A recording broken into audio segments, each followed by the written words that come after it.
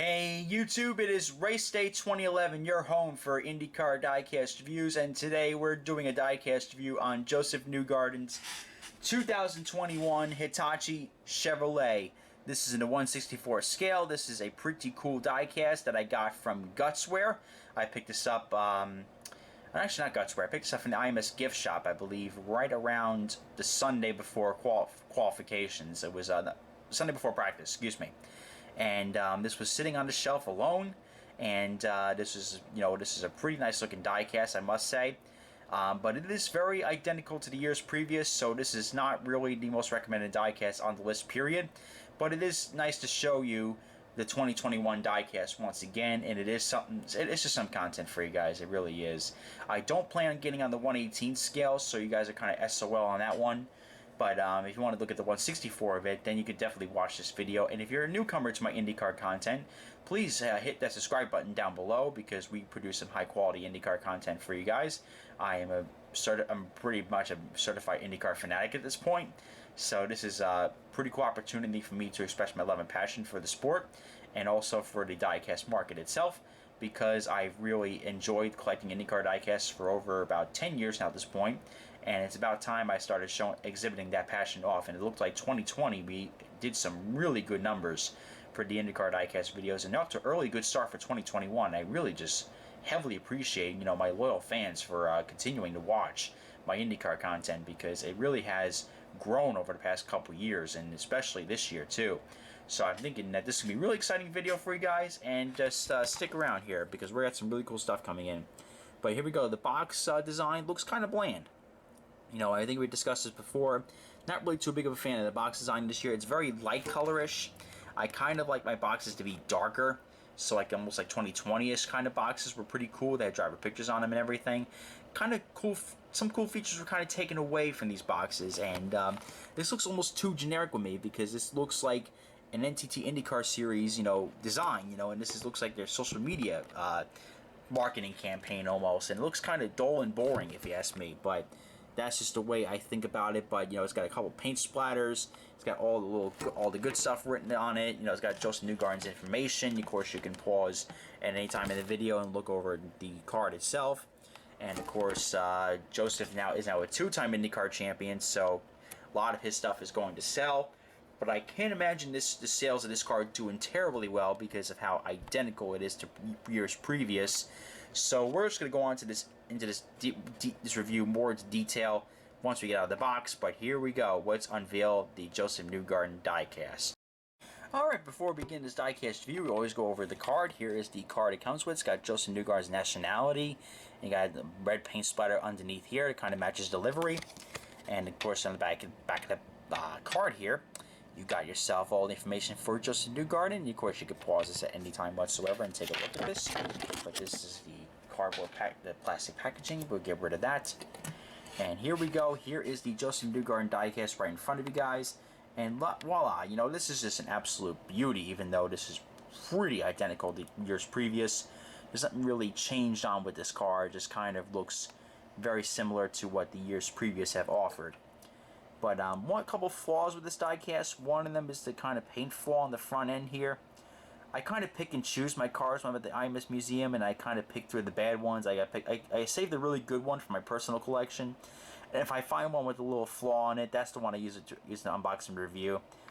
This is the way I always do things. And this one has a little paint flaw on the front of it, so I was like, you know what? And the box had a flaw in it, so I was like, you know what? This will be my review one, so gotta give them a little bad PR, but you know what? It's all good. It looks pretty decent here. Let's see, we got Verizon, Dallara, Shell, Pennzoil Discount Tire, Chevrolet, NTT IndyCar Series. You got number 2. You got Hitachi. On the front wing plate here, you got, let's see, it's very bright on my camera. Let's see, let's try to get that out of the frame there. Hitachi there. Got the Firestone tires. Put this down here.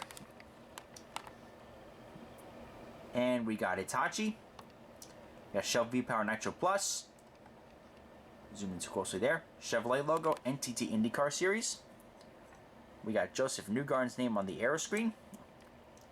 Got Speedway Racing Fuels.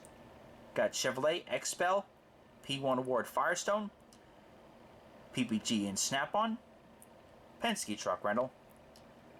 Firestone tires. Got nothing on the rear wing plates here. Because, actually, I wanted to mention that here.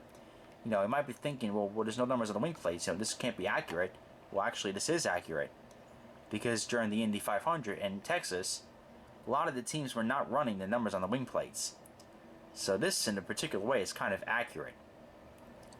Minus, you know, of course, you know, a couple things. Other decals might be not on the car, but for the most part, it is accurate because, you know, this number was not on the wing plate at Texas nor the Indy 500, so it was most certainly not there. And of course, with every Team Penske car, they have a Team Penske gearbox, got Hitachi, and of course, back here you got all the good stuff. You got the rear diffuser, the onboard starter, the rear suspension pieces, you name it, it is all on there. And this side's the same as the left. The main colors of this car are black, white, and red. The typical Penske livery design is on this car. It is uniform, it is modern, it is exciting, I like it, and it is what the colors have been for the last 3 or 4 years on Josef Newgarden's cars, and I don't see them changing anytime soon.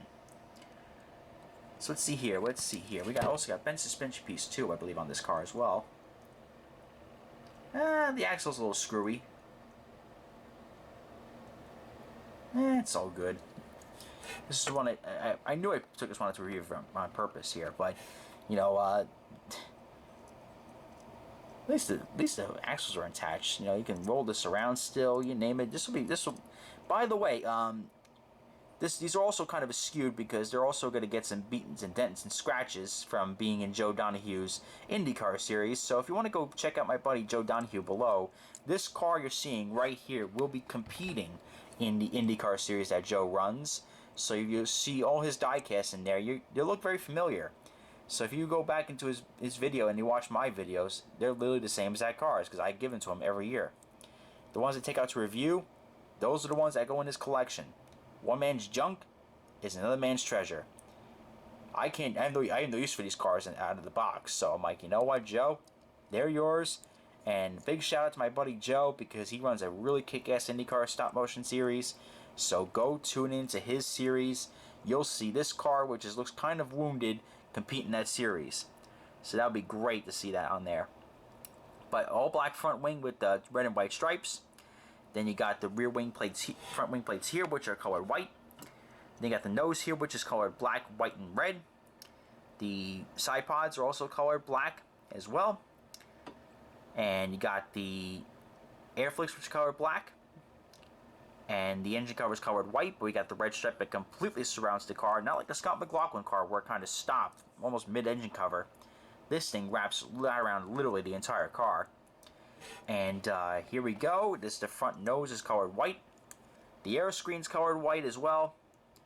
And the rest of the car is mainly colored black, and that's about it. The rear wing's colored black. You name it, that's the main colors of the car. So overall, this car gets a pretty decent rating from me, but you know what? You're going to see some really cool cars here come in a matter of the next days, weeks, and months. So put this car on hold. Put this on the back end of your wish list. Because we got some really cool cars to come out. This will be a reference later on if you're like at the end of the year with extra money, you want to buy an extra car, then look at this. But this is not by any means, oh my god, must get. That's coming next week with my Jimmy Johnson and Will Power cars coming in. Those will be the ones where I'm like, okay, stop what you're doing and buy the diecast. So here we go, 360 view here. Here's the left side, here's the front, and there's the nose of the car. Here's the right side, here's the back, here's the under tray, and this is production number 430, and here's the top of the car. Alright, ladies and gentlemen, please comment, like, and subscribe. This is Race Day 12 reminding you to join Fight to Stop Bullying. It does get better. The Diecast Kid is always happy to see you.